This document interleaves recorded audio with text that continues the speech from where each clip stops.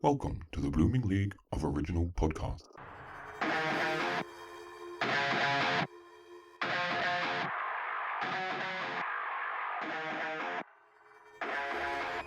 G'day and welcome to an extra specialist edition of Thrash and Treasure, the Torture Chamber musical comedy podcast, which is 50% agreeable, 100% correct. And speaking of witches, I'm Aaron, and I'm joined as usual by C3PO's discount cousin, CR3DO, but you know him as Evan the Metal Man. It's my co-host, Evan the Metal Man. How you doing? Hey, how you going? Good, thank you. All right, we're going to jump right in because guess what? What? It's time to play the music because we've got a seriously epic, legendary diva in the studio today, and he's here to show us that not all heroes wear capes. For instance, some heroes wear mohawks while serving Spock and Spider-Man the middle finger, while other icons are dinosaurs, building highly advanced yet prehistoric costumes. And some heroes have their hands up a Muppet's ass, because this guest has all that and more. Having hit Hollywood hopping as a special effects Jedi with many of your childhood favorites, such as Poltergeist, Gremlins, Star Trek III, The Search for Spock, RoboCop 2, Star Wars Return of the Franchise, and the family hit House, as well as working for Master Spielberg on his long-forgotten, low-budget classic, E.T. the Extraterrestrial. What? And from these monstrous otherworldly adventures, this legend's magnificent hands grab the attention of the late and truly great Jim Henson, letting him have a new cue towards a career as a writer, producer, performer, designer, and director of several dozen Muppet productions, including the upcoming Muppets Haunted Mansion, Muppets Now, Muppets Tonight, Sid the Science Kid, the movie, Muppets Wizard of Oz, Muppets from Space, plus today's rollicking adventure on the high seas. You see, what I'm trying to say is this. Please welcome to the Torture Chamber a creative icon, a special effects wizard, a Muppet master, and ship's captain, the punk on bus who stood up and said, "Do you know what this world needs? Muppets Bohemian Rhapsody." And 128 million viewers later proves that he was right. So please give your warmest, most Aussiest oi g'day to Hollywood's most beloved creature teacher, Ewok wrangler, and turkey hollower, whose resume reads like a 45-year-old virgin's DVD shelf. Shout out to Evan. Known for killer red carpet fashions that can only be described as electric mayhem, it's Mr. Kirk Thatcher. G'day. Welcome to the Torture Chamber. Wow, I thank you. I want you to do all my introductions. I'll just beam you in from Oz, and geez, that is well researched, and I'm blushing. Awesome. See? I don't know how, because considering you've worked with like everyone under the sun, everyone knows you and loves you. You only need to mention to one of our guests that we've got Kirk Thatcher coming on, and they're like, "Holy shit, how did you get him?" It's like, that's all right. I'm in with his best friend. What? What the hell?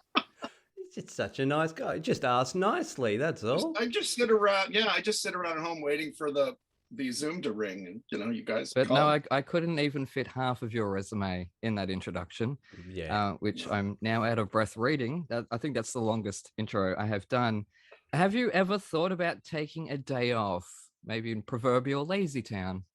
Oh God! Wow, you are good. I take way too many days off. I wish I had more work. Actually, I said like the first 10 years of my career. Well, the first 10 were all over the place with a lot of stuff, and then the next 10 were all Muppets. But yeah, it's. I wish I had more days working, but I enjoy the time off too. You look like you enjoyed being on the ocean. I do. Yeah. Or is that just a fashion statement? It's a bit of both. Well, this is a pun, a visual pun, because Kirk and Captain. So. I started at Comic Con, years ago, like 15, 20 years ago, because A, it was a visual pun, and B, it helped people find me. If you've ever been to Comic Con or any kind of convention where there's more than 50,000 people, it helped people spot me when I was trying to find them or they're trying to find me. So it just kind of became a branding thing. And I've worn Hawaiian shirts for 30 years. Well, I thought I don't have a Hawaiian shirt, but I do have a Kiwi shirt. Oh, nice. Which is very similar, and Evan is Kiwi born, so. So you say fish and chops? Yeah, we go down. We get fish and chops from the dairy all the time. Yeah. Yeah, you say I'm well researched, and yet you pull that one out. Bringing us into reality, you know, we're in this, I'm in WA, so we're one of the very few places in the world that do not have COVID, period. We've got zero cases. Right. I think it's us and Tasmania at the moment. Yeah. Well, it's because no one goes to freaking Tasmania. Yeah, exactly. No one's going there. Half an hour from there, I've never flown there in my life. But yeah, so we're in this little bubble at the moment. I've got this massive sense of impending doom that, you know, it's coming. It is coming. We can't avoid it. We can't keep it out forever, you know, but we keep trying to. So yeah, at the moment we're in this part of the world where there's no masks, there's no restrictions, there's no nothing. This is we're like 2 years ago. So, but what we do is, you know, we have quarantine hotels. If you want to come into the country, you have to quarantine for 2 weeks before you're allowed into the general population. And then I was wondering, so if you were to travel to WA, you had to quarantine for 2 weeks with a Muppet, who would you be able to handle for 2 weeks straight in a hotel room? Good Lord. Yeah, probably not the ones I like directing, because I like directing the lunatics. Yeah, like Deadly can get on your nerves after a couple of days. Yeah, Deadly. Yeah, I mean, he's Queenie. Pepe's insane and super angsty. Gonzo's nuts. I don't think he could stay still. I think he's so like Bunsen and Beaker, where he could just be on the internet and learning interesting things and doing experiments with the coffee pot. And you know, Beaker is very chill, and Bunsen's a kind of a chill guy with a weird brain. So I probably those two would be my first choice. And then you get to like Beauregard, because he's really slow and he'd probably be fine to just play solitaire. Yeah, I'll pick those three. I think your insurance bill is going to be through the roof with the first two. Well, yeah, I didn't say they couldn't bring gear. If they bring gear, then yeah, that's a pass. Yeah, true. I would pick Gopher, because then I would be able to get everything I want. It's literally in his name. Oh, true. But he couldn't leave either. But I mean, if we're all quarantined, he couldn't go get anything, right? I mean, No. Oh, true. Yeah, see, I would have thought Scooter, just, you know. Scooter, yeah. Scooter's good. He'll just keep to himself and just, you know, read a book. Well, he'd be on the phone with his mom. His mom would be calling him every day, driving him crazy. And, you know, she's with Gary now, and Gary really winds him up. So he'd be like yelling at her and then arguing with Gary. So it might be a little too much drama. Like Bunsen and Beaker have their shit worked out. You know, they're chill. And, yeah. Well, and Bo is like, you know, Bo's like having a cat. Yeah. I'll just sit over here. Yeah. Probably Bo would be the best choice. Janice would bring the good parts, so. Yeah, but I think she'd go a little crazy without Floyd. Yeah, Floyd and Janice would be cool because we just play music. Yeah. You know, I'd bring a guitar, a ukulele, they'd bring So that's a good call too.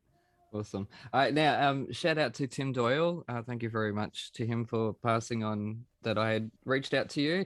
Now, can you tell us what twirly woo means? The king of twirly woo. Well, Tim gave me that moniker back in the day when we first started working together, in that I have a very, imaginative take on stories that always have the weird kind of concept or something that's, silly.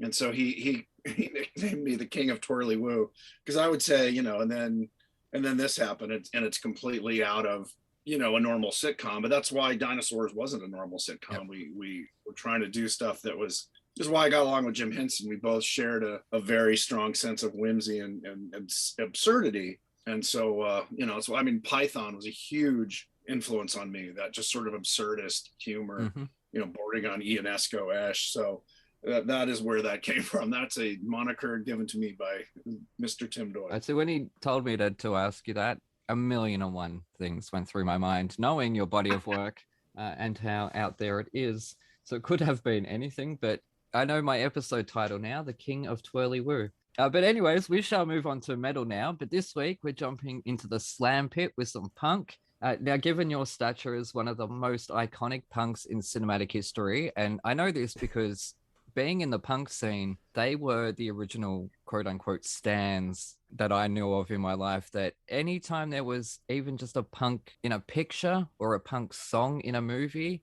they would watch it to death.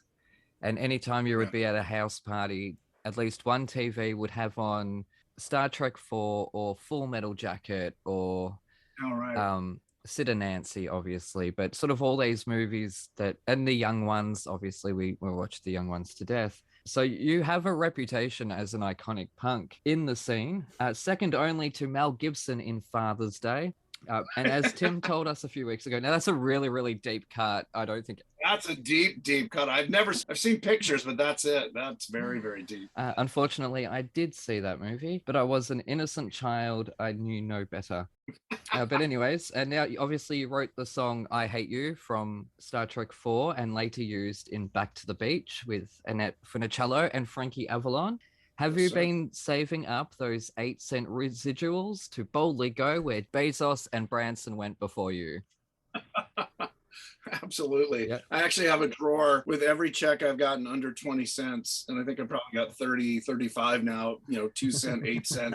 Makes no sense, pun intended, in that it costs more to mail it to me than the check is worth. And I just don't know why they don't just let them stack up till at least it's $1. But yeah, it's funny. And that's about as much as you get these days.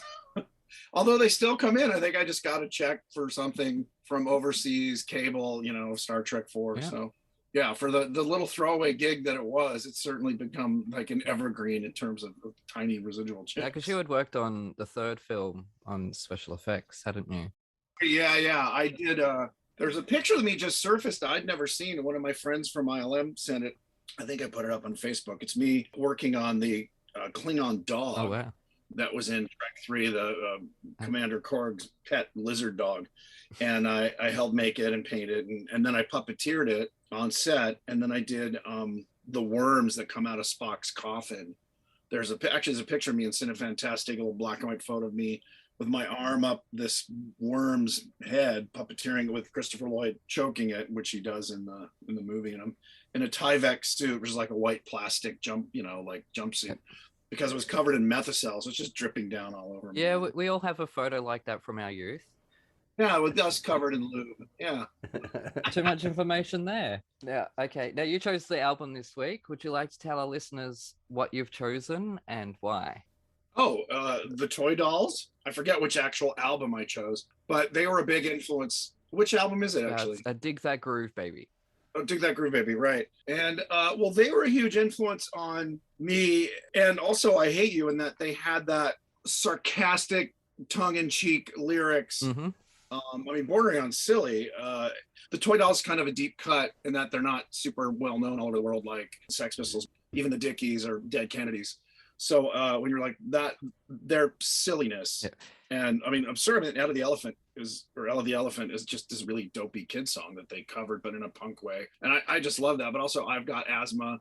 They just have a lot of fun songs. And it made me, that was what I kind of loved about punk, even the Ramones and the Sex Pistols, that kind of that sarcastic snarkiness, but also it wasn't stupid, like, metal. Yeah, it's more adult silliness. Yes. Yeah. There's a point of view or to it. And so, yeah, that's why I picked that album. So if you've never heard of it and you want some really fun, silly punk. I'm going to quickly run through my review. When I first saw the cover, I was immediately transported back to 1992, when 7-year-old me decided it was a good idea to play with Barbie dolls at school.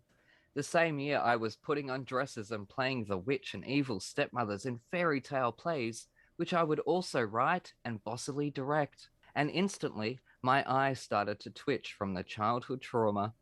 So I hesitantly pressed begin on the Spotify and found a cheeky punk pathetique band, and instantly felt right at home, because that's what I am, pathetic. On an average day anyway. But unlike other punk albums we've covered, where traumatic blurry visions of my Mohawk days would often leave me with an ounce of regret, 3 tracks into this 1983 effort, and I was filled with 3 ounces of regret. Why have I never heard of this band before? Not even in name. How is this music so fun and catchy and not more widely known? And how the fuck has my life gotten to the point where I find out about this band from Kirk bloody Thatcher of all people? Holy shit, what even is my life? Anyway, where was I? Dougie Gyro was as catchy as herpes, which is on par with every Dougie that I know. And I was worried that Glenda and the test tube baby had arrived prematurely, but it wasn't at all a laboured effort. I found myself singing along up the garden path, but unfortunately it wasn't my garden. Sorry to the old lady down the street. Someone else who took a fun journey was Nellie the elephant. which I remember from the animated series from the 1980s. The nostalgia is strong in this one. Overall, in the past month, I've regularly revisited this royally rowdy record, and this may shock, but I actually made a concerted effort to pay attention to the lyrics this time. It didn't work. I couldn't bloody understand a single word he said, but that's okay. I ended up deducting half a point for that yesterday after my 24th attempt at this. Music like this is what I love about punk, and it also showcases the disco influence of which I'll fight anybody on. 4.5 stars. Wow. I really enjoyed this album because this is what I always talk about with punk, that it's cheeky, it's short songs about the disillusioned, it's fun, it's in your face, but there's also a disco flavor. I think what it is that dystopic future we all saw with nuclear annihilation is like, why the fuck take anything seriously? Like, let's have fun and take the piss out of everything, particularly those in power. Like my favorite lyric from I Hate You, which is how I felt growing up. Not that I was an angry youth, but it was kind of, burning in the back of my head, was the sins of all the fathers being dumped on the sons, which every generation feels. I mean, now they've got global warming and all that, but global warming seems more like somewhat an ignorant thing, where nuclear annihilation was very, very pointed. And so that kind of attitude is like, well, screw it, man. We might as well have fun and like you said, be cheeky. Mm-hmm. And so it really informed that. And I think, again, all the bands I mentioned, the Dead Kennedys and the Ramones and all that, even the Sex Pistols, had that sense of kind of like, screw you, if not, I hate you. But, the choice of I eschew you was in there, again, to be sort of a funny word to put in a punk song that, showed there was a level of, I hate to say sophistication, but at least education to know what eschew means. But then use it, I eschew you, and I say screw you. I don't know. That's what was fun about it. And again, all those bands and other ones really informed that kind of my taste. I'm glad you loved it. I'm very happy to introduce other people to it. I don't know how my life has gotten to this point, but here we are. I haven't left this house in 3-4 weeks now from lockdown. There's a common misconception that punks are just disrespectful or moronic or whatnot. But I tell you what, if you were to sit down, I'm saying this to the people out there who make this judgment, sit down with a punk one day over coffee and talk to them about politics and stuff like that. Yeah. And you will find some very bloody smart people who are not just book smart, they're street smart as well. And that's why I talk about, we drank a lot and slammed into each other and had a great time and all that. But that's what I really did connect with in the punk scene, that they weren't stupid. Society said they were, but no, they weren't. And we were treated like we were. I think the energy, the frustration and the energy, instead of playing sports or whatever, it was like slam dancing and, running around. And it, the whole miscreant criminal thing was really a very, very small part of it. It was more like kind of giving the finger to the establishment, not like, not a lot of them were anarchists, but a lot of nihilists. Well, that's it. Yeah. Now, Evan, what did you think? Because I know punk's not entirely your thing. Yeah, well, that's the thing. I thought you gave us this album, not Kirk. So I kind of wrote it thinking that you did it. Oh, so there's some offensive comments in here, is there? No, it's all good. But yeah, all right. So yeah, Toy Dolls, what are they? Formed in 1979. They've put out 15 albums now. Yeah, how have I not heard of them? Yeah, I know. Shit. Now, when you said you were giving me a punk album, I was expecting a lot of, safety pins in the nose, mohawks, unwashed denim jackets, as angry arts student dropouts scream at the world. We're also bright orange pants. So I chucked it on. And then, it's a comedy album. This is what happens when you take all the anger out of a punk. You end up with a bunch of musicians trying to be funny. Wow. I wasn't aware of the Toy Dolls. I wasn't aware that comedy ska punk was even a thing, but apparently it is. Yeah. So the only other English comedy band from the 80s that I know of, and that's pretty specific genre, was Bad News, who were the cast of The Young Ones, put a band together, and they did 2 comedy albums as a kind of like a This Is Spinal Tap type recording. Again, this is not what the Toy Dolls are. The Toy Dolls are a bunch of musicians trying to be funny, not a bunch of comedians playing instruments. Does it work? Totally. Yeah. I think I've mentioned before, I'm a big fan of Blackadder, Young Ones, Red Dwarf, Monty Python, all that 70s, 80s era comedy, English comedy. So I get where they're coming from. In 1983, while U2 was singing Sunday Bloody Sunday, the Toy Dolls were knocking on your door and running away. Bloody oath. I think I like the Toy Dolls for the same reason that I like Primus. It's their unique quirkiness, and every song tells a story about random characters. So yeah, they're as timeless as a parrot sketch. And just as timeless as they are, they're still bloody going. Yeah. Yeah.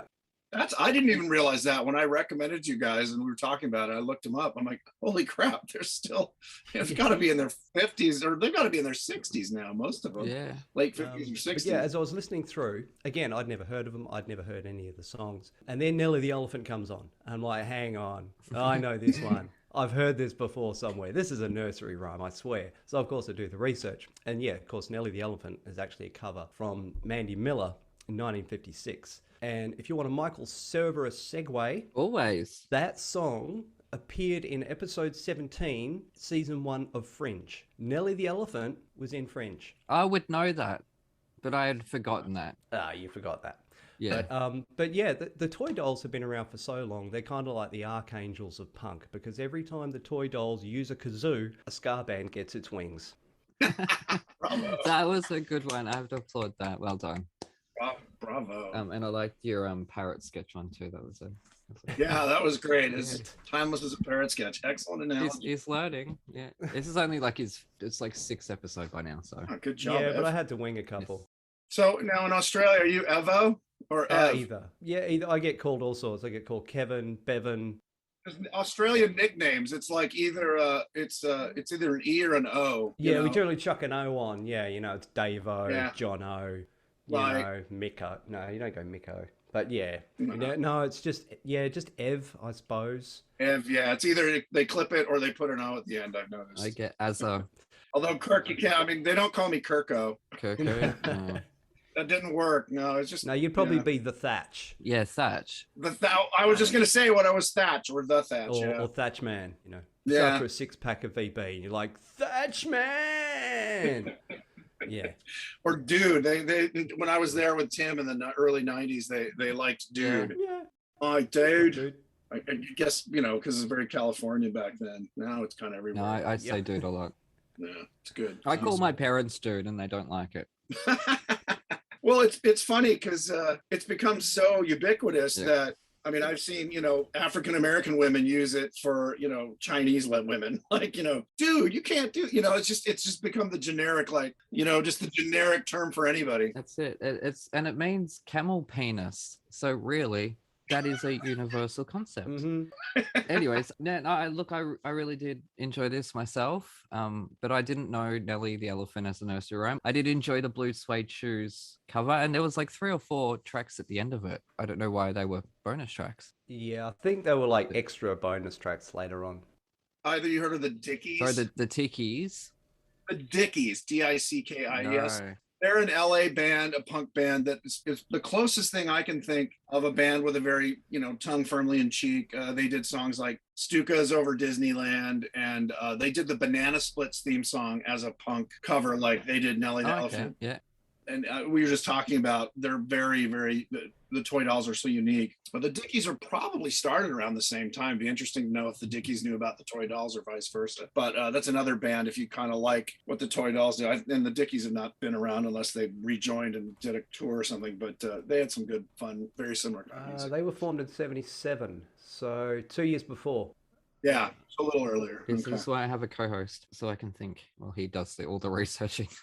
Although, I mean, back then, this is pre-internet, it's word of mouth and hanging out at the record store. Yeah. And they were local. That was the other thing. They were in LA or at least California-based band. So I'd see them at a couple of the clubs that I would And go this to. genre, for those at home, is punk pathetic. I'd never actually heard of this genre.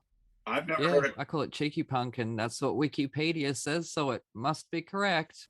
Wow, never heard that. Yeah, no, I looked it up, and there was quite a few bands. Peter and the Test Tube Babies was mentioned, which I always get mixed up with Glenn and the Peanut Butter Men.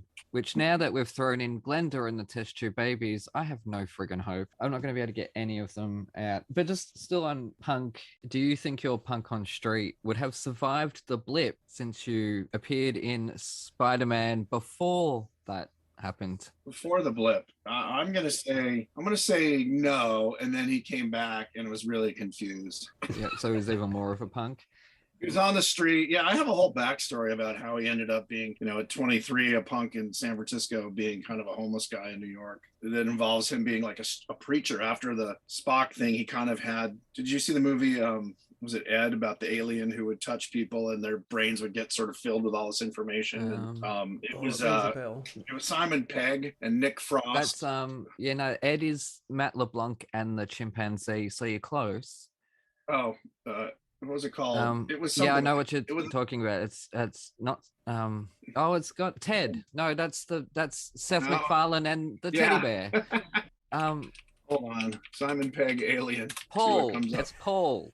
Paul. Yeah, it was one. Yes. Yeah. Paul. So the idea was that when Spock gave me the nerve pinch, I kind of woke up with all these big ideas, and that aliens were going to help us, and became like a street preacher trying to spread the word of like love, and we've got to all work together as a planet. And after about 20 years now, I burned out because everyone thought I was crazy. Yeah. I just went back to being an angry guy living on the street, but didn't have the money to get my hair cut.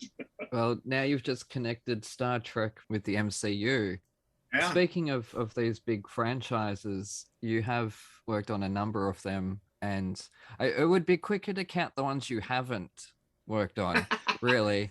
But of those that you haven't, is there one that you have been yearning to get on that set and work on, puppetry or whatever it is? Oh, that I haven't. Yeah, that you haven't, that you have been the whole time. You sit there as an audience member wanting to be a part of. Yeah. That's a good question. I haven't thought about that. Hellboy. I would say Hellboy. Yeah. I love that idea. I wasn't so happy with the last one. Yeah. I thought the guy they cast was great. David Harbour. David Harbour was fantastic. I just didn't think the movie had the right tone, and I didn't really love the guy who's playing Professor Broom. I think he's a great actor. I just thought it was bad casting. He was Blackbeard. He's been everywhere. But anyway, just didn't seem Professor Broomy to me. Oh, I think I know who you're talking about. Yeah. No. Well, since we brought up pirates, I think we can shut the door on the toy dollhouse, and we'll chuck Ian McShane. Ian McShane. That's it. He was in the Shrek movies. That's a really random fact to pull out of my ass right before an ad break. So we'll chuck to a quick ad, and we'll be back in a moment with Kirk Thatcher.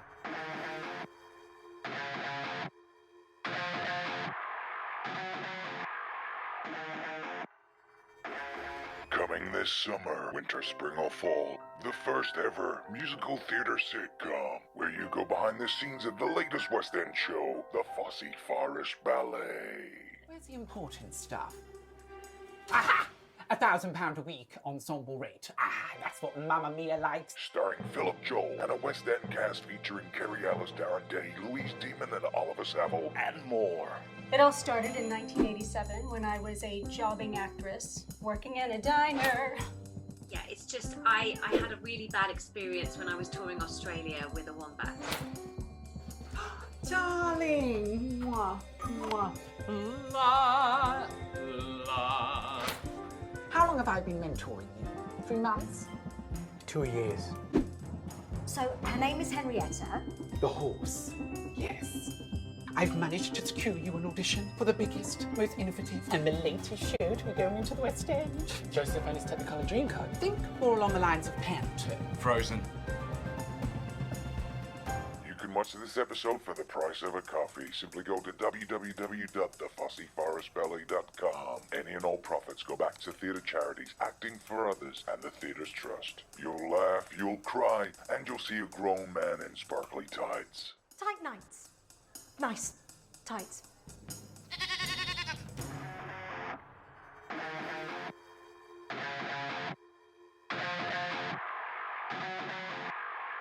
Alrighty, you're listening to Thrash and Treasure. I'm Aaron, that's Evan, and we're joined by Muppet Master Kirk Thatcher.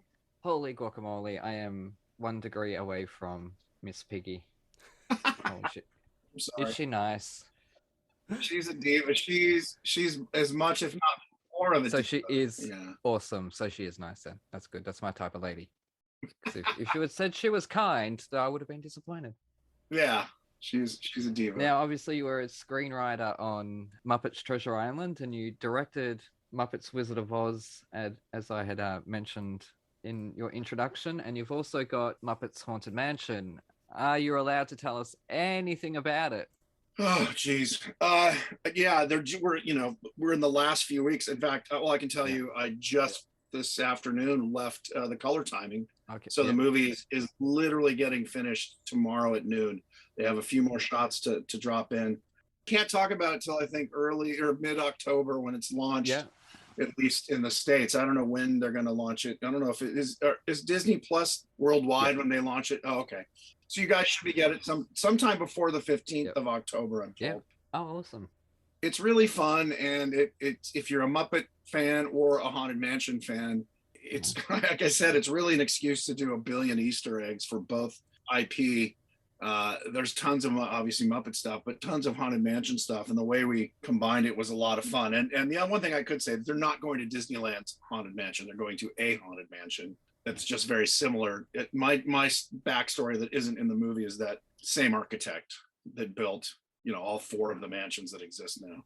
Well, other thing is I'm really proud of the music. The other 2 writers and we wrote all the lyrics and wrote the songs with our composer. And I'm just super happy with the songs and the music. We got 3 really catchy, fun songs. And again, when you work on something this long, it kind of it's part of your DNA, and you can't sort of divorce you can't be subjective. But just listening to it after not, like 2 or 3, maybe about 4 weeks, I hadn't watched the movie because it was all going through all the effect shots being put in. And listening to it just made me giggle, like, oh, it sounds like what you'd think a good Disney Muppet kind of musical would be. So I'm really happy about that, because I've done a couple other things where the songs I wasn't really happy with it, but I didn't really have any control. The nice thing for me is I got to write on this, so I have a lot more influence on the story and what happens in it than when I'm just given the script. So that I can say all that. Oh, I don't know if you know mansion lore, but they say they have 999 happy haunts in the mansion. Well, our joke, and it's actually true, we have 999 effect shots. Really? Yeah. That's a deep cut for an Easter egg.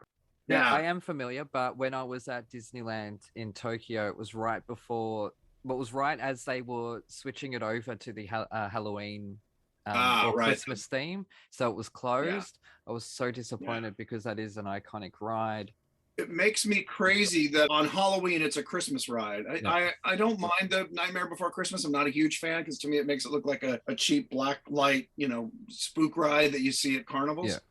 And it's getting better in the Jack Skellington and some of the effects, but it just bugs me that the Haunted Mansion should be the Haunted Mansion on Halloween, and then they should change it over November 1st and let it run through, but nobody cares. But I know that Ryan Gosling is the same. He's been in the press saying he really does not like it when they change, because you want to go to the actual Haunted Mansion and see the Haunted Mansion on Halloween, not Jack Skellington doing Christmas. Want a proper Nightmare Before Christmas ride.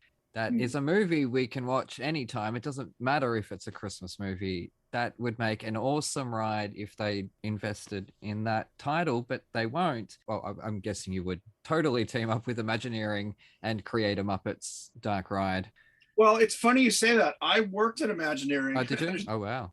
I did, and I was working. Well, it was 1990. Yeah. I was doing dinosaurs on the side with Jim, but working full time as a contractor with Imagineering, designing an alien ride, like an alien musical ride. And they were developing the Muppet rides, because Disney was buying the Muppets, and I was consulting on 2 Muppet rides. That was the one that sticks out that I really remember was the Muppet movie ride, the Great Muppet Movie Ride. And it was basically like 8 different scenes of the Muppets filming, like a Western and a space movie and all that. And they were really fun, and they had an amazing team of artists and designers. And I was just consulting it with, what the Muppets look like, what they do. So I'd love that. Well, in fact, the Muppets are now managed as a division of Imagineering. And that just happened 2 years ago. Oh, wow. And they were a great asset through the Haunted Mansion movie, because we literally, when we started, they gave us I'm talking about the outline, not even the script, the outline. They gave us about I'm doing this like it was an actual document. It was a 70, 80 page PDF files with all this history and behind the scenes photos and close-ups of things, you never seen the ride except from like 50, 60, 80 feet away. And so that was an amazing resource, and super cool to have as a memento. I mean, it's not an actual book, but it's a great resource if you're a Mansion fan. And all of us were. My production designer, who I'd done the Curious Creations of Christine McConnell with, which was a Netflix series that was kind of a comedy spooky thing. And so she did that show, and she's awesome. Her name's Darcy Prevost. And we kind of had a contest, who's the bigger Mansion fan, who has who knows the deeper cuts. And I think it was a tie, but she just, was chomping at the bit to do this. And I was so excited we got her because she's really good. Yeah. And killed it. I mean, a couple people watched it, said, how did you shoot in the mansion? I'm like, we didn't. No. We did not shoot in the mansion, but it looks like we did. Yeah. Now, just still on Halloween, given your insane creative and construction skills, what is Halloween like with Kirk Thatcher? And can you come and decorate my house sometime? I used to have huge Halloween parties where I would spend 2 weeks doing my house looked like a haunted mansion from the inside. I didn't do much on the outside. And then life happened. And I think what happened was the last party I spent probably 22 days getting my house ready. Every room except my bedroom was done up, displays and creatures, and changed all the paintings on the walls. And like 30 people showed up. Oh, really? Because they had kids, and and I was like, okay, I'm not going to kill myself anymore.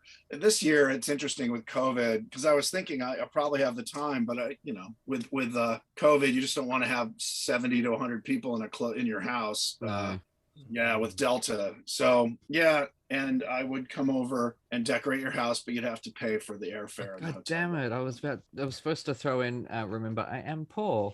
At the end of that one. But anyway, so we'll move on to the musical this week, because we are doing Muppet Treasure Island, which I spoke about childhood trauma in my review, which was obviously a joke. However, when I was 10 years old, I went to a preview screening of Muppet Treasure Island. It was a dress up as your favorite Muppet character or as a pirate. Oh. So I used masking tape and made a nose, and I was Gonzo, which I colored in with blue texture, so it just looked ridiculous and kept falling off my face. I was Gonzo as a pirate, and I got there. And mind you, at this stage, I was already doing musical theater, so I was already starting to get a bit of confidence. But also the bullying from, playing with dolls in school was haunting me everywhere. And so I go along to this preview screening, and I was one of 4 children that were there, and I was the only one that was over the age of 5, and I was 10. So having you on my show today is vindication from that childhood trauma, which I have never lived down. That was so humiliating. Just sitting there so awkwardly, and there's these like 3 or 4-year-olds, and like, cute and all, great, other people's children. That's what you want when you're 10 years old. Right. When you're really trying to distance yourself from toddlers. Exactly. And you want to be that sort of, don't want to be, you are that awkward preteen. But no, right. I loved the movie, and thank you. It is very Muppets. I know. I'll ask this question now before we get into it, because it is the hard question. Obviously, this came out only 5 years, 6 years after Jim's death. And I know that you were working with him before that. How long did it take the Jim Henson Company to re-find his voice through all that?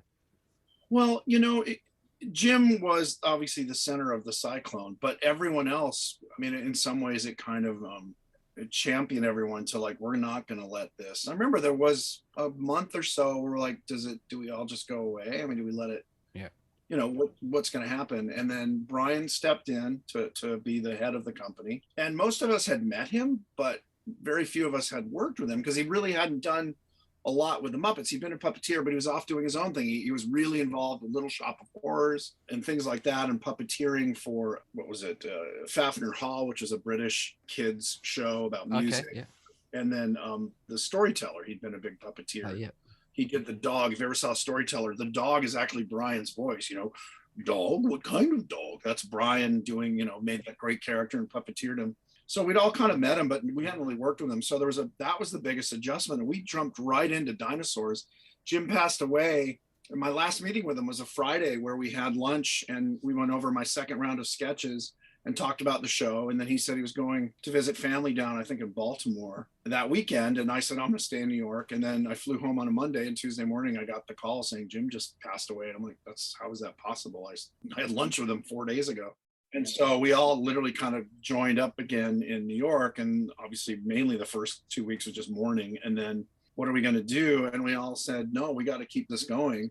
And I think it wasn't so hard to find it, because we all worked with Jim. So you kind of had his presence, his voice in your head. And, the key players, Frank Oz and Jerry Nelson and Jerry Jewell and Dave Goles, they were all there. And everyone just kind of said Jim would like, I mean, I remember a thing we often said, and especially in the first 5 to 8 years, Jim would have loved this. Jim would really like, you know, you could kind of tell this was a very Jim thing.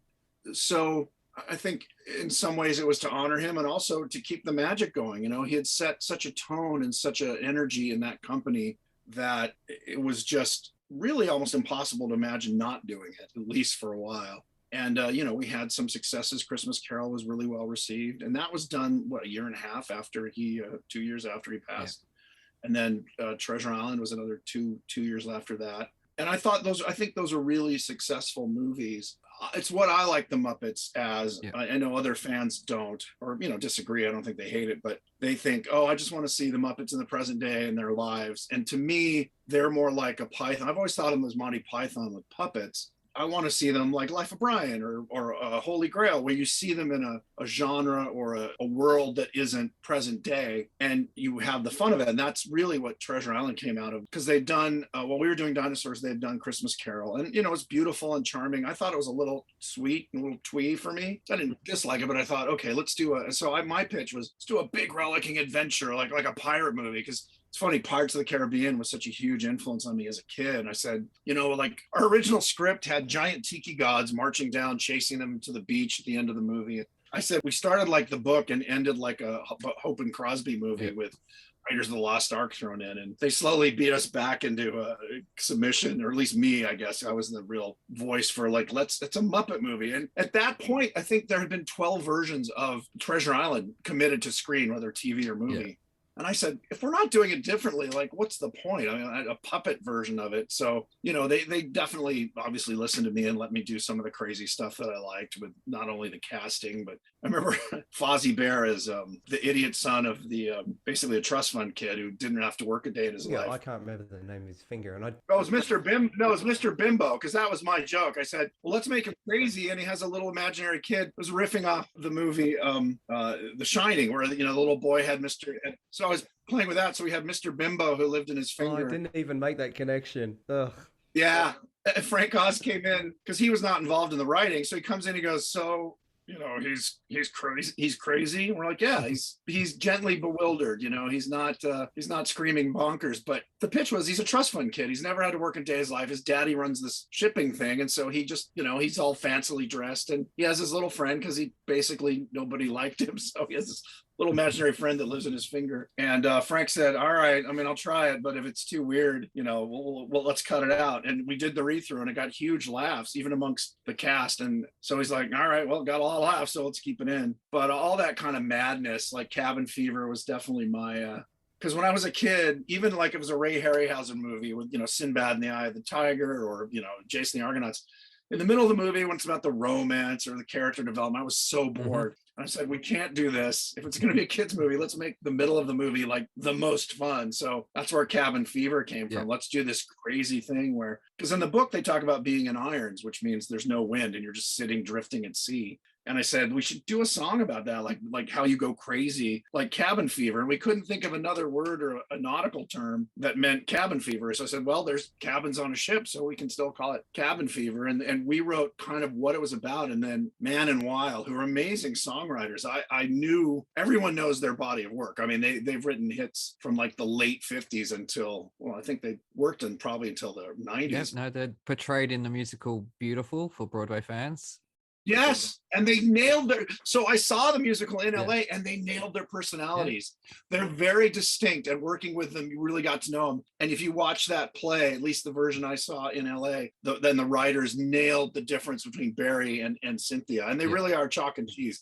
Barry's like a guy from Jersey, and he's clanging on the piano and he's just selling it, and super sticky and schmaltzy, which I loved and worked well with the Muppets. And Cynthia's very urbane. She looked like she was a model, very willowy and very calm. And the two of them together are the yin and yang that just makes those amazing songs. And they took to the Muppets way more successfully than I think any of us could have imagined. We knew they wrote hit pop songs, but just such an amazing job. And that to me is one of the highlights of that movie. The writing notwithstanding, but the music, the songs they wrote are so catchy. So, but yeah, I think after those two successes, I think we all felt, okay, this is, we can do this. they weren't runaway hits. I think, Treasure Island, I mean, they both did fine, but the thing about the Muppets is I don't care if you made the greatest Muppet movie, even the original Muppet movie, I don't know if you prorated the dollars for today, it's probably still the most successful because it was the end of a 5-year TV run. And now, I don't know. The last two movies were kind of, I think, about all you can do with them in living in the present day. We had the evil twin, and then, the Muppets are dead, and now they're coming back, but they basically copied the story we did for a Christmas special called Very Merry Muppets Christmas, which is we're going to lose the theater and, what they go through to save it. Yeah. Most Wanted did ring a little bit of Great Muppet Caper. Yeah. But I thought, I thought they were good on their own merit. Yeah. They're not terrible, but I just don't know for me, that's fine. But what else are you going to do with the Muppets? To me, I think they work better on TV anyway, unless you're going to do a genre picture. Like I've been pitching a Halloween, some sort of Haunted Mansion Halloween, not the Disney Haunted Mansion, but Ghost Story movie since 1993, I think. And, I'd love to do a Western, and I wrote a sci-fi movie that didn't get made. But I think they lend themselves to kind of poking fun at almost like Austin Powers did with James Bond movies, Now, I did have a question of what are the Muppets to you, but you've kind of just answered that in a way. So I'll answer it for you. To me, you're absolutely, I agree with you on all that, but there is that dash of poignancy, which Jim had. You only need to look at the musical number, Buffalo Springfield, for what it's worth.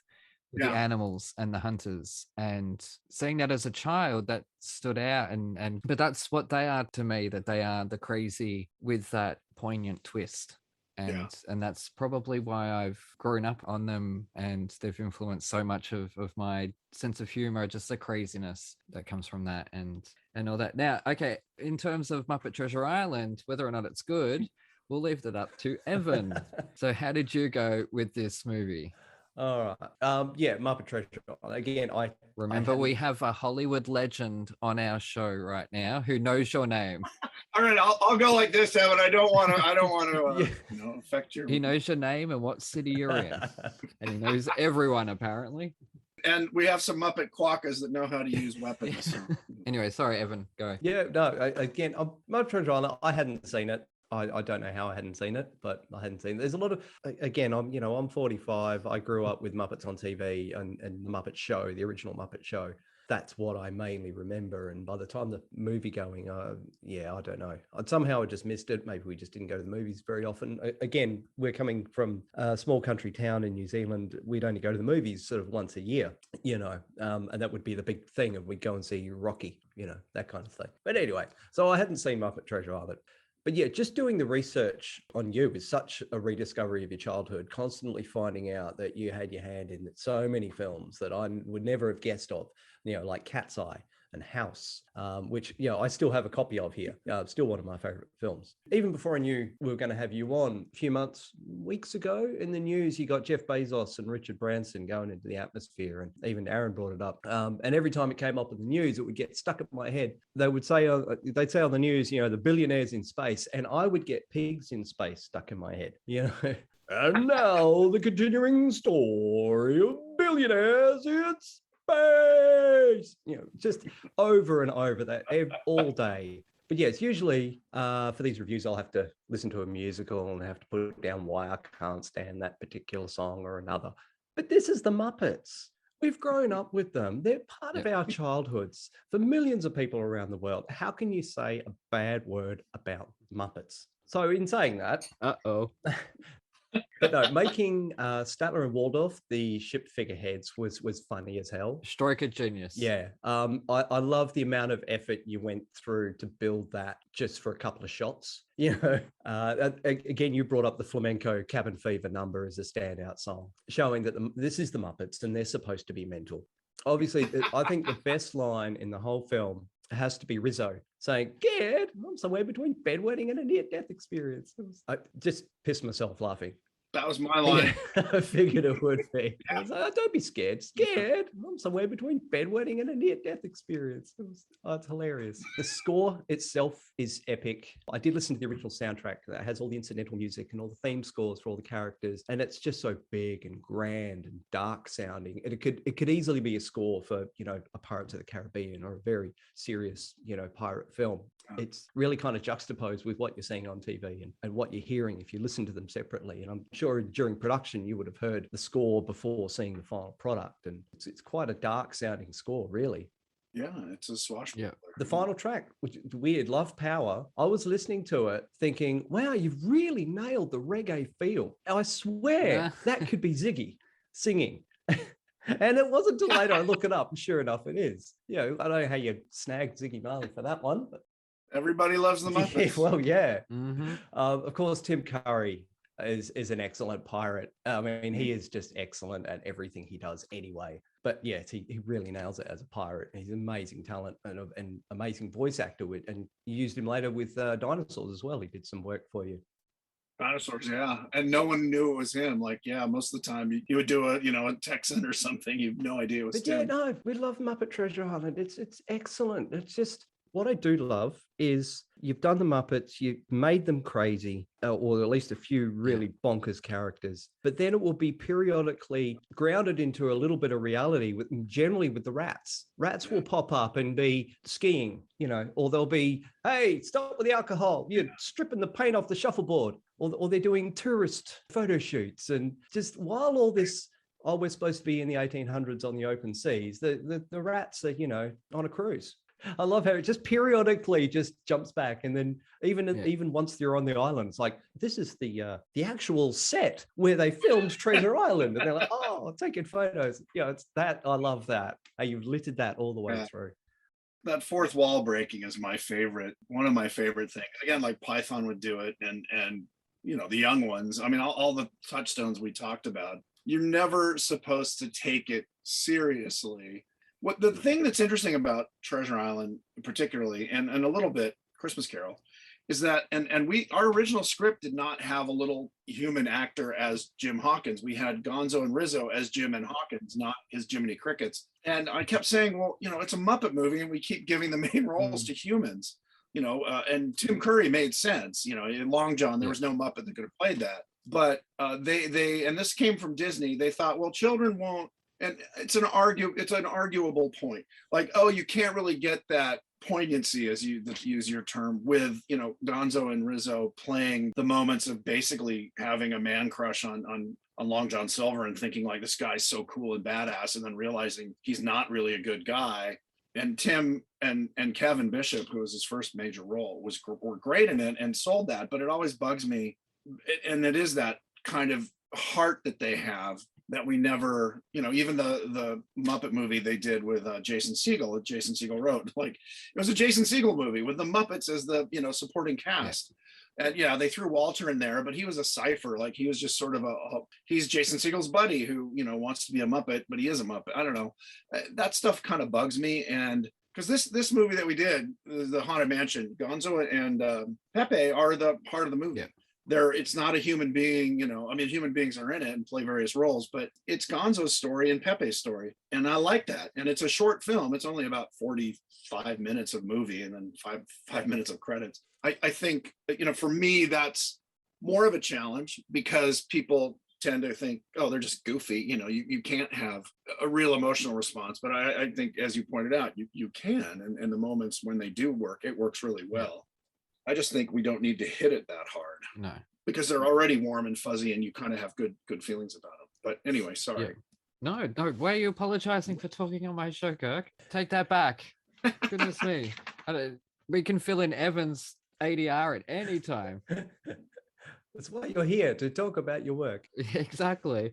Now, one thing I love about the Muppets, always loved about the Muppets, is the composite shots. And I've never really been in a position to put any together. Are they as fun as it looks to sit there and be like, okay, well, sort of like on Treasure Island, you've got the water and you've got like a volcano and it's obviously need the smoke as a different layer. And is that sort of fun to sit there and be like cut and paste and put this stuff together?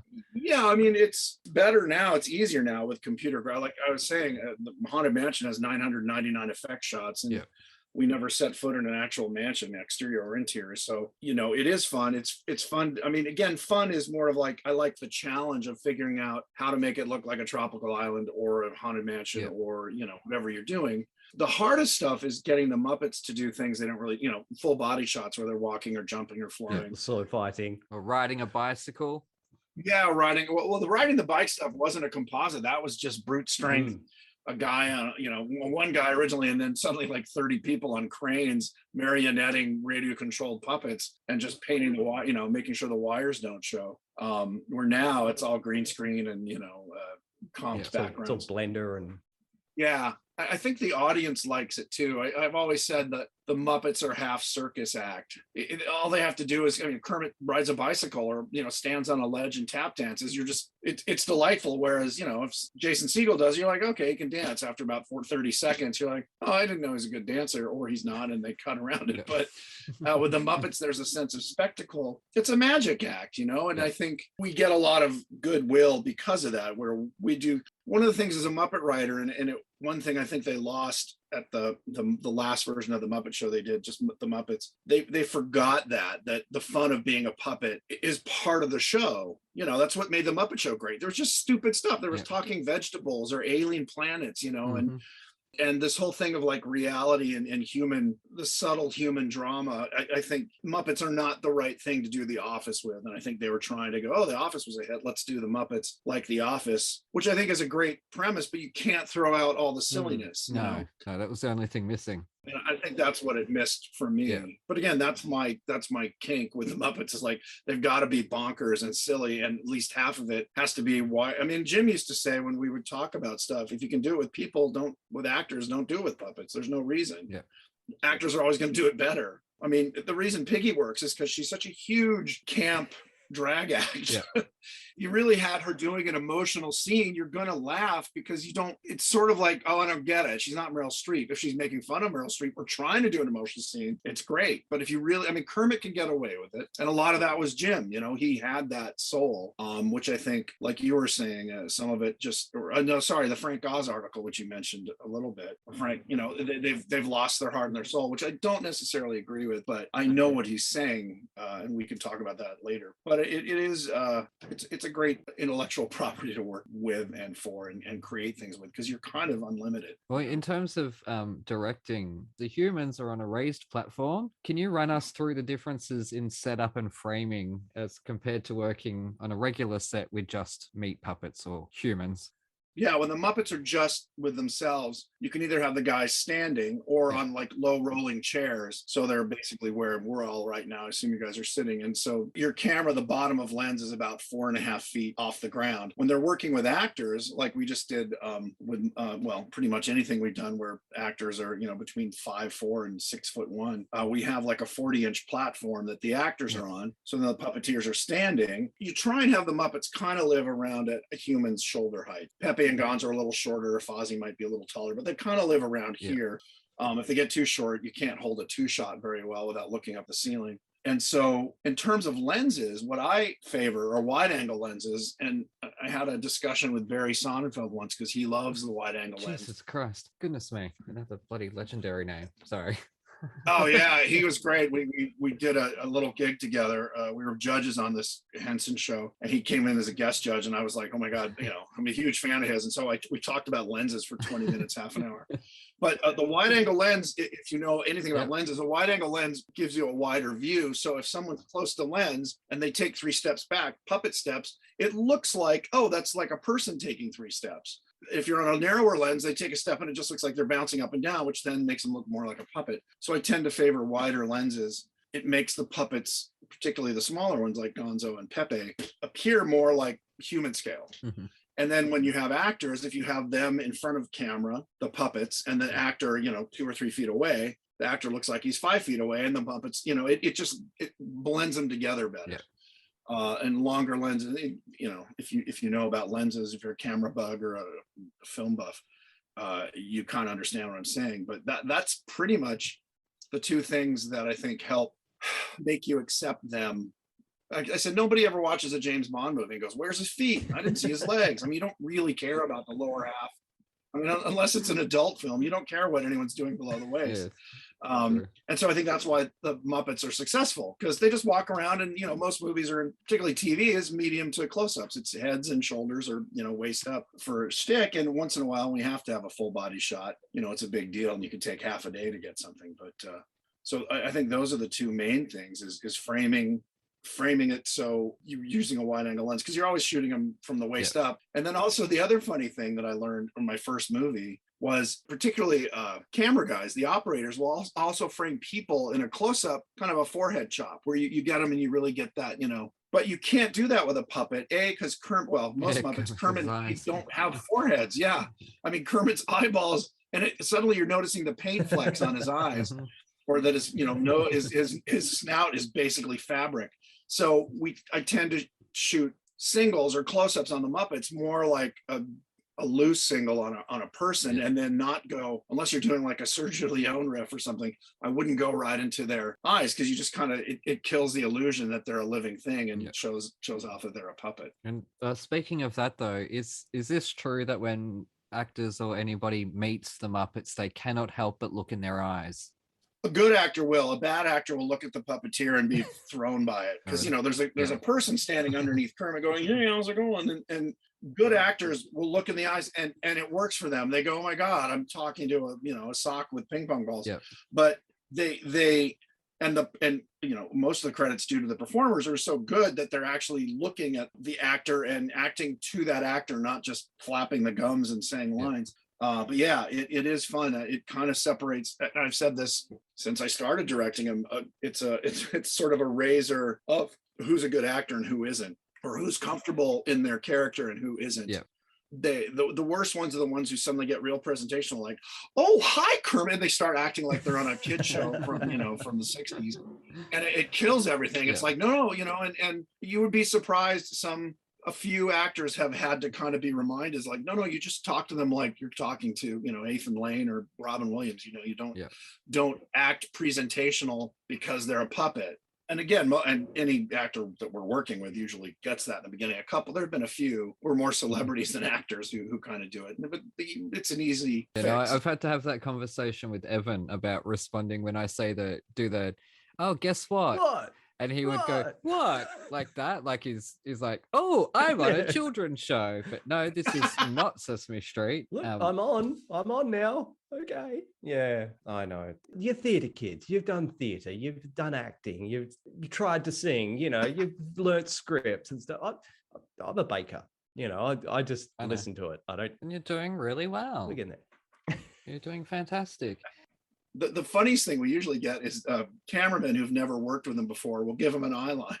In other words, Kermit doesn't look through his eyes, but they'll say, "Oh no, look up here. Look up." We'll put a piece of tape on the camera on the wall, and we have to go, "Well, actually, the puppeteer is looking at a monitor, so give them a thing to look at in the room or on screen, and then they can use that." Yeah, that happens. Now, obviously, you mentioned Frank Oz before, and it would be utterly unpunk of me not to ask: do you have a rebuttal for the scandalous comments that Mr. Oz put out to the Guardian?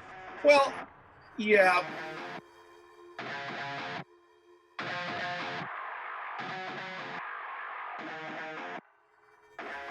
G'day listeners, Aaron here.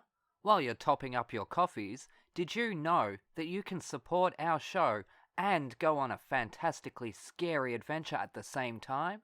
Go to www.thetonistonTales.com/bookstore to grab your copy of The Toniston Tales, a darkly funny Aussie trilogy about a young boy who rescues injured animals in his spare time and the roller coaster ride he's taken on by a literal fish out of water. Written by me, the village idiot of Thrash and Treasure, you'll come to love Toniston Turnbull and the dozens of wacky characters that he meets along the way. And here is a sneak peek.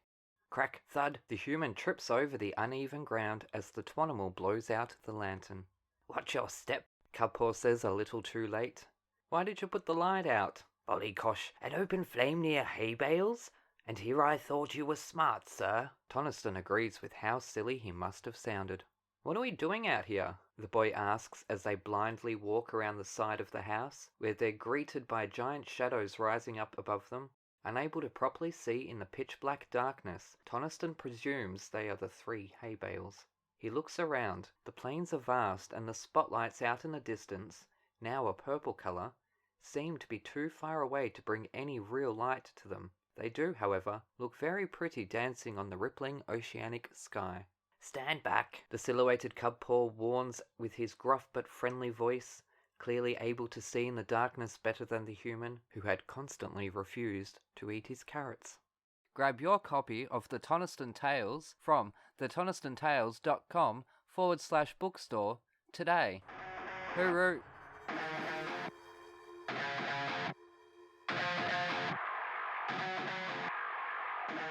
And it would be utterly unpunk of me not to ask, do you have a rebuttal for the scandalous comments that Mr. Oz put out to the Guardian? Well, yeah, look, I totally understand Frank's point of view, and he's not wrong. They don't, and it's true for all of us. When Disney took over, it's a huge corporate machine. Yep. Where when the Henson family and Jim owned it, it was one person. It was like when Walt Disney ran Disney, and then suddenly, you know, Katzenberg and Eisner are marketing people. So it's a very different culture. Mm-hmm. And what Frank was used to was either being the 800-pound gorilla or being, you know, the other half of the 800-pound gorilla with Jim. And so him saying they don't want him, it's not that they don't want him. They've asked him and they would love to have him. Oh. But then they'll say, well, here, Frank, you know, we think you know, could you do Piggy this way? Or marketing or, you know, committees will start giving their 2 cents worth. And that's just not the way he wants to work. And I get it. I mean, he's Frank frickin' Oz. It'd be like giving, it'd be like giving, you know, drummer notes to Charlie Watts. Like, hey, Charlie, I like what you're doing, but now that you're owned by, you know, whatever record label, we'd like you to take some of that jazz out and make it more rock, you know, make it more metal. It's like, who the hell are these people? And I think Frank's just, I mean, in some ways, not in some ways, absolutely been spoiled by being one of the creators. So for him, it's just, you can't really go back. You know, it's like being in a relationship with someone and then saying, let's just be friends. And I think he was, you know, so much a part of the Muppets for so long that to work in an environment where you're getting marketing people and corporate, you know, a lot of middle management giving notes and opinions.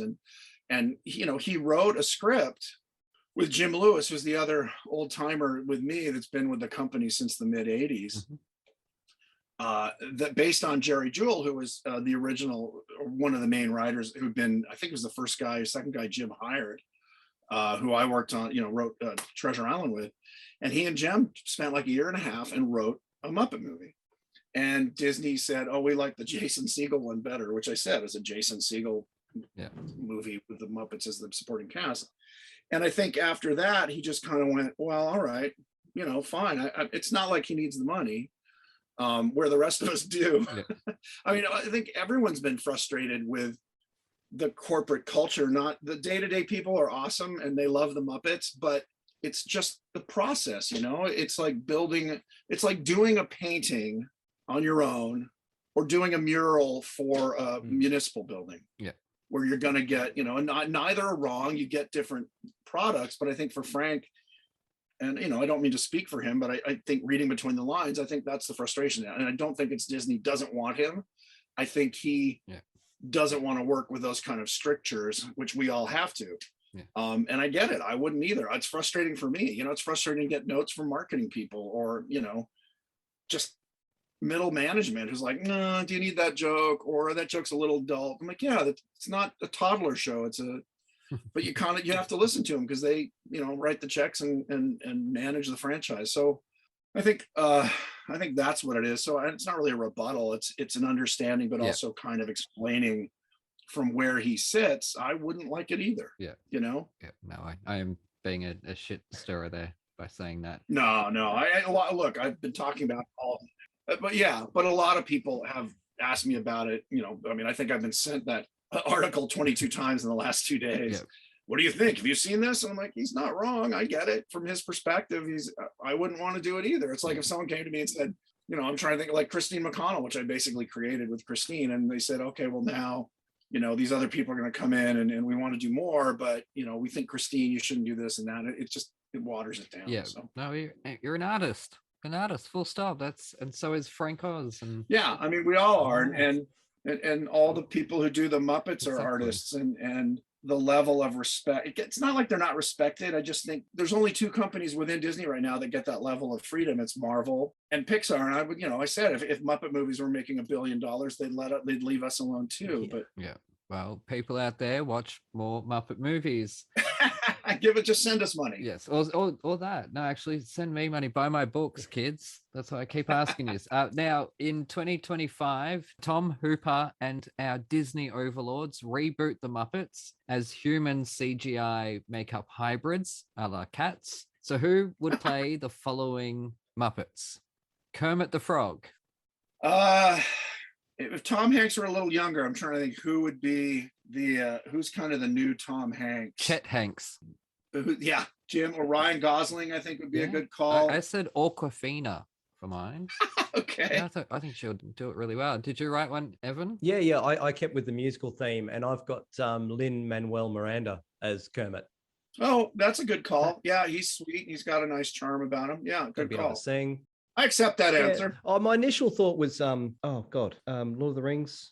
Dominic Monaghan. No, or Elijah Wood. Elijah Wood, yeah. Elijah Wood was my first choice. And then my wife sort of went, Yeah, he's a little soft, but Dominic's a good call. I think he's got that impish charm, and He does a bit, yeah. Now, Miss Piggy. Real life Miss Piggy. Yeah, gonna offend some poor actress out there. We apologize in advance. It's all a bit of fun. No, I mean, again, a younger Bette Midler would be I mean, if it's CG, Bette Midler would kill it. She would. I mean, she basically was one of the touchstones that Piggy was kind of based on. I got Rebel Wilson. Yeah. Oh, yeah. Good call. Yeah, or somehow you could have a very young Dolly Parton. She could do anything though. Mariah Carey, I put down. Okay. And Mariah Carey fans, please don't come after me for that one. Miss Piggy is a legend. We love her. Keeping with the musical theme again, yes. Yeah, Gonzo the Great. Gonzo's interesting because he's got heart, but he's bananas. Yeah. Crispin Glover's too crazy. Zach Galifianakis, kind of, but he'd also be a good Fozzie Bear. Yeah. Playing a little more, maybe Ed Helms. I'm trying to think who embodies that manic nuttiness. Oh, Jack Black. Jack Black, yeah. Yeah, who did you say, Evan? Jeff Goldblum. Jeff Goldblum. Oh yeah, I think he's crazy, but he's a little chill. But okay. Yeah, well, he's an actor. He can act crazy, hopefully. Yeah. It's winning true. an Oscar for this one, Steve Buscemi as Gonzo. Oh yeah, that's a good call. That's a good call. Waka Waka. Fozzie Bear. Yeah. Well, I said Zach Galifianakis could definitely play that. I'm trying to think of the neuroses and kind of the insecurity. I think Zach could play that. All right, that's what Evan? I actually got Richard Kind. Wow, that's a really good choice. Richard is a friend of mine, and that is a great call. That is a great call. He has that way about him. Yeah, no, and has that charming and that insecurity and charm. Yeah, he's a sweetheart. I think he would take that as a compliment. That is a mic drop moment. Nathan Lane. Yeah, another good one. Nathan Lane. I put Dan Fogler. Yeah, he'd be a good Gonzo, maybe. Possibly, yeah. Josh Gad. Yeah, I had him, but I crossed him out in favor of Dan Fogler. Oh yeah, Dan Fogler. Yeah, that's not. Yeah, okay. Yeah. All right, Animal. Jack Black. That was my choice originally, but I crossed it out and wrote the answer that I put, which is a name that's been said already. Zach Galifianakis. Oh, okay, sure. Yeah. They have to be a presence enough to be nonverbal, essentially, and still. I'm trying to think of Jack Black has that energy, that kind of id. James Corden. Oh, he'd be a good Fozzie Bear too, actually. I can hear everyone groaning right now because I don't know why people don't like him. I really don't. He's just a theater kid. That's all he is. We're all theater kids, so he's a Muppet. He gets it. Yeah, exactly. Evan, who's your animal? Animal. Oh, come on, it's obvious. Yeah. Dave Grohl. Okay. Oh yeah, good call. That was totally obvious. Yeah, you're right. That is obvious. Yeah, they've already played against each other, and come on, Dave Grohl. If you need a guy to just get up there and scream one word, and drum like a maniac, there you go, Dave Grohl. Yeah, and then drum like a maniac. Yeah, you probably couldn't afford Dave Grohl. No. Good call. All right. Lastly, Janice. Well, just looks alone, Gwyneth Paltrow. Aside from that, not the answer I was expecting. No. I mean, Sarah Silverman's funny and she can kind of do that. Yeah, I've got two for mine. I couldn't pick between Zendaya or Snoop Dogg. They are both really, really cool. So if we can get a hybrid of the two of them, a love child, grow that love child up quickly, and they can play Janice. Snoop Zaya. Zaya. Or Zendog. Zendog. Which really is what Janice is, kind of a Zendog. Yeah. My Funnily God. enough, I had two as well. Okay, my initial thought was Taylor Swift. Oh, okay. Okay, and then my wife said no, Demi Moore. I could see young Demi Moore. Yeah, young Demi Moore. But it's the comedy part that, that's why like Sarah Silverman could totally play that energy. She'd be, because Janice is kind of broad. It's not a subtle, like not a subtle impression, Yeah. It's like Snoop Dogg. That's right there. Like, it'd be chill. And that's the thing, like the Muppets to me, I don't see them as a children's thing. Yeah. I never have. And given like the original pilot was called Sex and Violence, for crying out loud, and there was the SNL sketches, The Land of Gorge. I have no idea what any of the jokes meant, but it existed. It was on a late show. So are you always surprised, or you ever surprised when the critics are like, no, that's too mature for the Muppets? I'm frustrated by it, but I don't blame you. We get it less from critics and more from, that's the frustration that I was alluding to that Frank Oz feels like. That's what I feel often. And again, I've been pushing since day one to make them back to Monty Python. And so I get it. Where I'm really frustrated is from even some, and very often from the puppeteers themselves, like, oh, that's a little edgy. I'm like, yes, that's what they're for. I mean, also when I think a lot of them, because a lot of them work on Sesame Street, they kind of have that the children's audience paradigm in their head, and they're like, oh, they're beloved by children. I'm like, yeah, but if you look what we're up against in terms of what's considered family entertainment now with South Park and Family Guy and The Simpsons, we just keep, in my mind, shooting ourselves in the foot by making it, let's, especially when they say a kid wouldn't get it. I get it if it's some kind of sexual innuendo or, but they're like, well, we don't do fart jokes. I'm like, okay, if we're going to cut out the potty humor that kids love and you're going to cut out innuendo, like and then they go, well, that's too weird. I'm like, all right, well, then why are we doing it with Muppets? Yeah. Let's, and The Simpsons obviously goes for very intellectual, esoteric, kind of hip, slightly sarcastic humor. And we can't do that. I mean, that's why I love Pepe. He's one of the guys I helped create in the writer's room, not as a designer, but he's a selfish little jerk. And Rizzo was kind of carrying that torch for a while, but they all tend to get really sweet over time. And I'm like, oh man, it's just, I always said, when I started, we need our Daffy Duck. We need somebody who's a completely narcissistic, selfish jerk for stories, if nothing else. But also, if everyone's kind of a hippy dippy singing Kumbaya, we all love each other, and our quirks just mildly annoy us, but don't send us. I mean, Kermit used to scream at Piggy, and he used to scream at like, I don't want to hear that, not scream angrily, but out of frustration. And that's a lot of that's gone. And with Pepe, you can do that because he is such a little tool. He's your Cartman. And so, I'm never frustrated by critics get it. We did the Hollywood Bowl show and everyone's like, where's this been? Like, this is the Muppets. Why are you not doing this every week? And it was what I was saying. Why aren't we just doing the Muppet Show again? But do it, pretend it's live, do it at the Bowl and just film some stuff with the Bowl with an audience for a week and then just, shoot a season worth. But whatever. No, they won't. There's too many physical sets. That's why. The network's not paying for that. You know that. It's a blue screen if you want 22 episodes. Yeah, exactly. Now, are we ever going to see a stage version of Labyrinth? And please, can I direct it? Or at least be your co-director? Yes, of course. I'm going to ask you every week.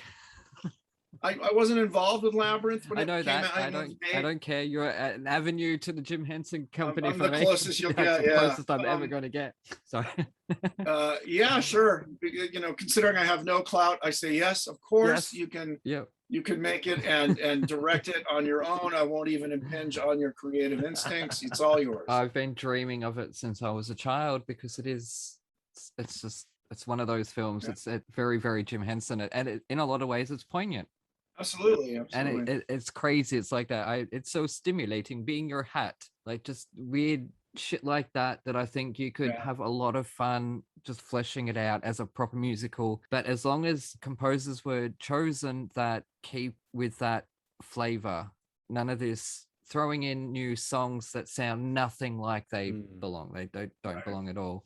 I think you would need to get someone like Nick Cave, I think, to carry Good call. Bowie's legacy. You couldn't get a Taylor Swift.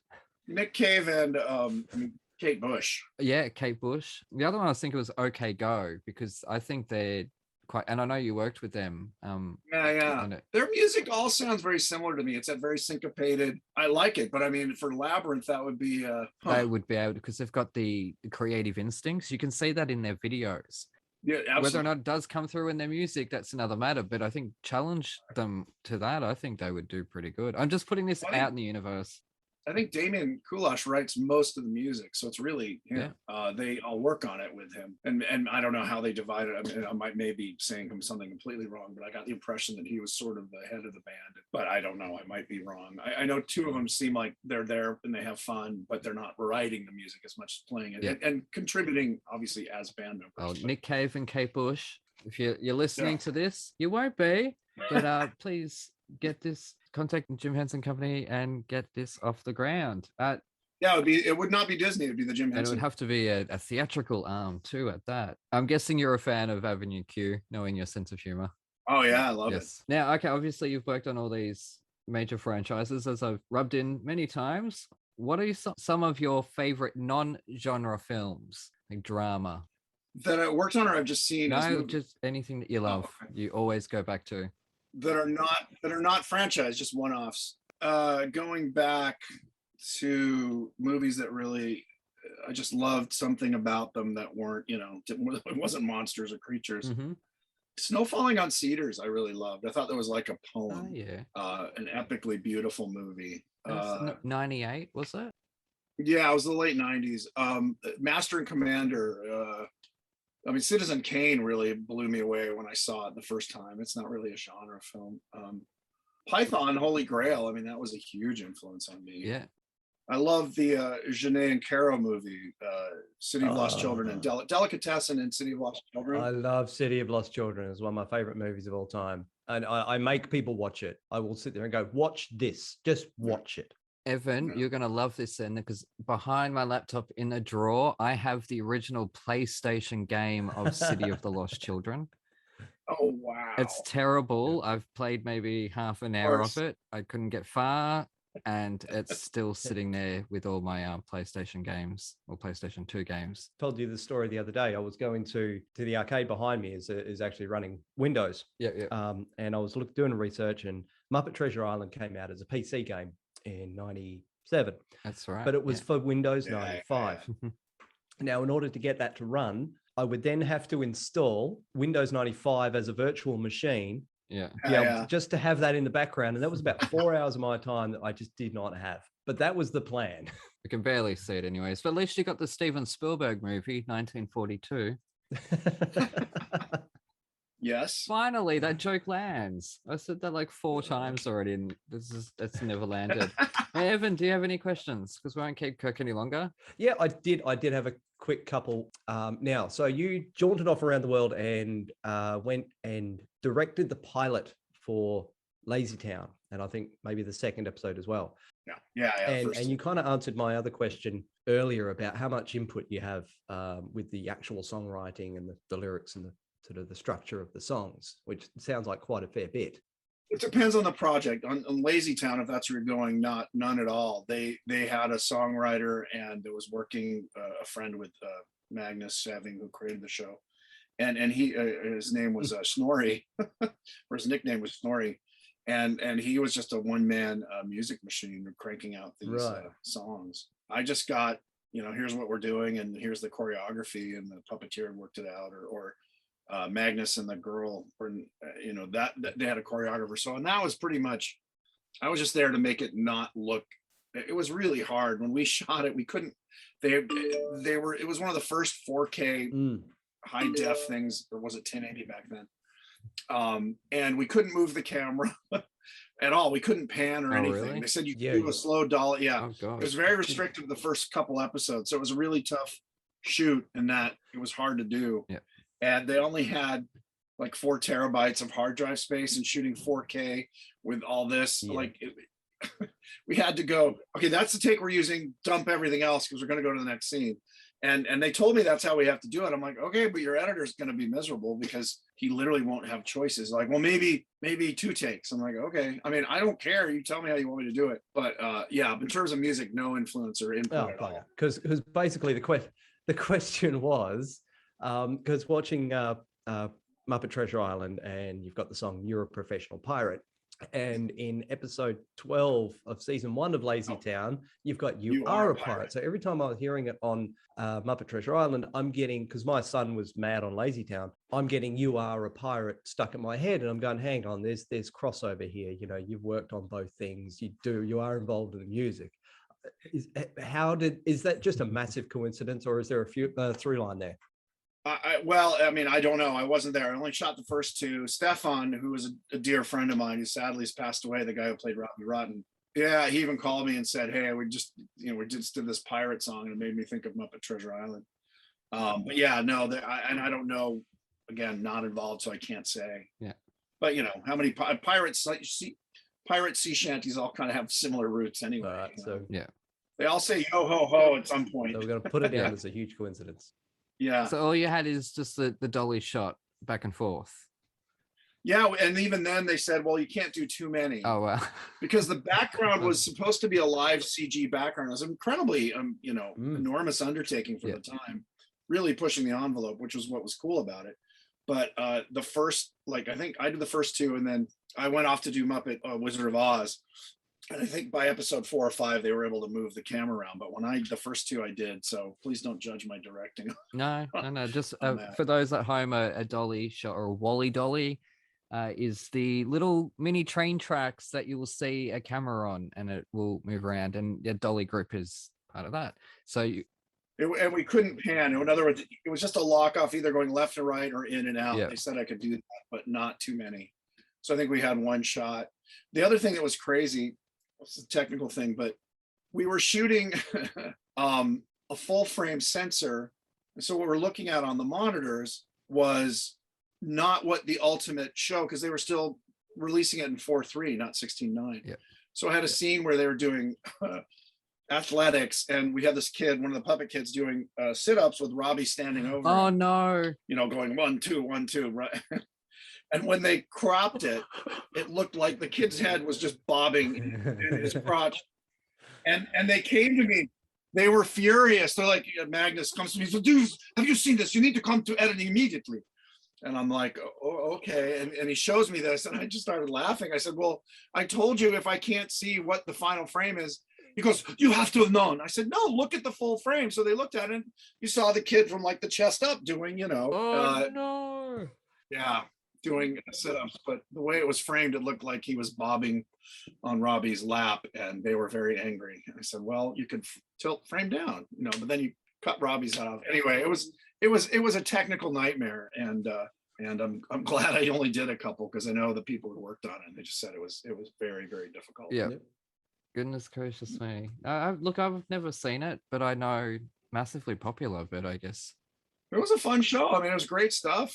The music was really catchy and very colorful, and the puppet designs were fun. I liked the idea. It was just, it was completely mental, trying to make it on the budget and schedule they had, with all mainly the technical boundaries they were pushing. That's all kids shows. I find we had they've got a shorter amount of time to film so many more episodes than your normal show. There is a lot more in terms of graphics and stuff like that. The cast worked twice as hard, as say on a drama show or whatnot, where they get to sit around their trailer for a few hours at a time. Any more questions, Evan? Just one other. I did want to mention your other project. I want a bit of an update on how it's going. Captain Randy's Submarine on the Rusty Fun Bucket. Did you think about keeping the orange beard? Well, when I was much younger, my beard was a lot more orange. And yeah, it wasn't dyed. It was basically like a paste. You just kind of comb through it and made your beard orange for the day. Yeah. But yeah, I don't think I'd keep it road cone orange for the rest of my life. But what happened was COVID and my mom's passing, and then Muppet Haunted Mansion all kind of one. Yeah. And so it's been on the back burner because I've been working and just dealing with life. So hopefully, it's funny. You're like the third person who's asked me recently amongst friends what's happening with it. I hope to get back to it this fall and launch the Kickstarter probably early spring of next Yeah, year. 'cause I've seen you posted some photos. You know, you got your green screens up, but this is at your home. Some of it was in my home, and most of it was in a friend's studio. He has a small studio space, and I got 2 or 3 friends to play characters in it. And I basically have like 8 minutes of footage, like scenes cut together, but I'm trying to fill it out a little more. It's a fun idea. It's sort of like Pee-wee's Playhouse, but not for kids. Not that it's adult, but it's just not, teaching about the letter A or anything. Yeah. Now you say a couple of friends. Who are we talking? Anthony Hopkins, Steven Spielberg. Yeah, Tony Hopkins, and Tommy Hanks came over and shot. No, it's good friends of mine who are actors and actresses, but not names that anyone would recognize. But CJ Hines was one of them, and my dear friend Pam. I'm teasing. It's yesterday when I asked you about the Ninja Turtles, and you're like, no, I was working with Jim on something else at the time. I was like, yep, cool, and I walked away. Oh, I just, Jim, as in Jim Henson, like so casually spoken like it was nothing, and I just walked away from it like it was nothing. Like the people who inspired my creative impulses and my sense of humor and all that. Yep, no, that was nothing. Just walked away from that. Like, yeah, sure, this is old hat now. That's why I'm teasing, because holy shit. And, bring up Barry Sonnenfeld. You went to school with Joe Johnston, who directed the original Captain America and Jurassic Park 3, which anyone who listens to this show knows how much I love dinosaurs and Jurassic Park and Hawaii and all that, like the legends that you guys are. And thank you for coming on my show. What an absolute honor. Oh, thank you guys. This was a blast. It really, really was. And there is an open invite anytime you want to jump on and play Team Punk and play the captain. I'm more than happy to kick Evan out of the studio for the day. Now, where can people find you on the socials? Well, Instagram, I think it's just all Kirk Thatcher or Kirk R. Thatcher. Yep. I've got a website, www.kirkthatcher.com, all one word. And then Facebook, Kirk Thatcher, Kirk R. Thatcher. Captain Randy has a little page, Twitter and Facebook, all just under my name. I didn't do anything clever because it's hard enough to find me anyway. You're very kind to say we're legendary, but it's just, I'm a working schmo like everybody else. And I want people to find me because, I get interviews and jobs that way. I actually had a job, a guy I worked with 5 years ago, couldn't find my email. So he hit me up on Twitter just like you did today. Oh, wow. Can't find your email, phone number. I found you on Twitter. Oh, wow. Fancy that. Yeah, no, that's how I'm getting all my guests. But no, I'm sorry, but you just kirked me. Good. Yep. Just like Jim. As I say, it's become old hat. I literally, I walked away from it. It took me a few minutes for it to sink in. I'm like, that actually did just happen. But yeah. Well, that's due to Jim. Jim was never Mr. Henson or James or anything. He was like, call me Jim, and it just became second nature. I'm so tempted to do my Kermit the Frog, but I don't want to embarrass myself. Oh. And I sometimes pick up the phone going, oh, hey, Bert.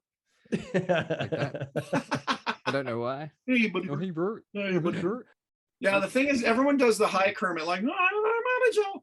But, Kermit was also, Jim's speaking voice was down here.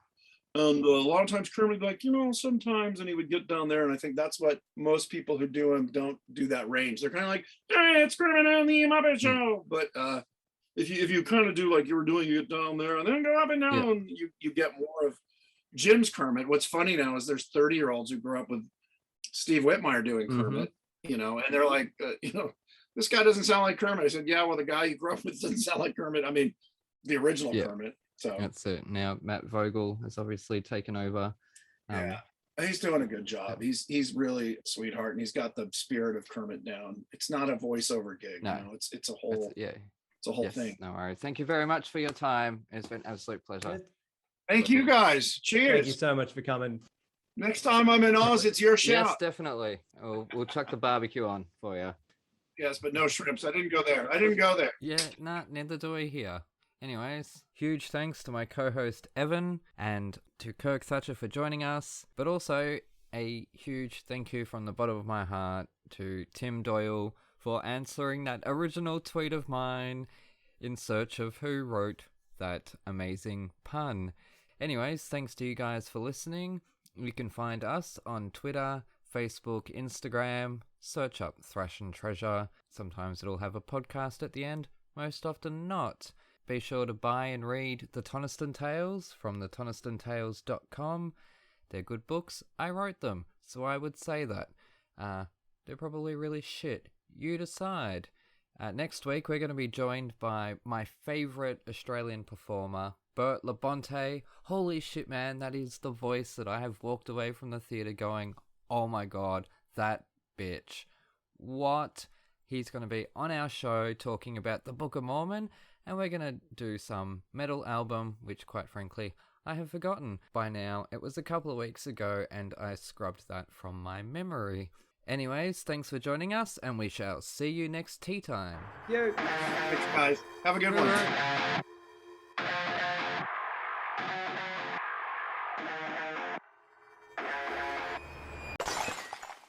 Alright, while no one's here, I'll try it. Don't judge me. I'm Kermit the Frog. I'm Kermit the Frog. I'm Kermit the Frog. Nah, I give up. I'm Kermit the Frog. Oh fuck, I did it. Oh my god.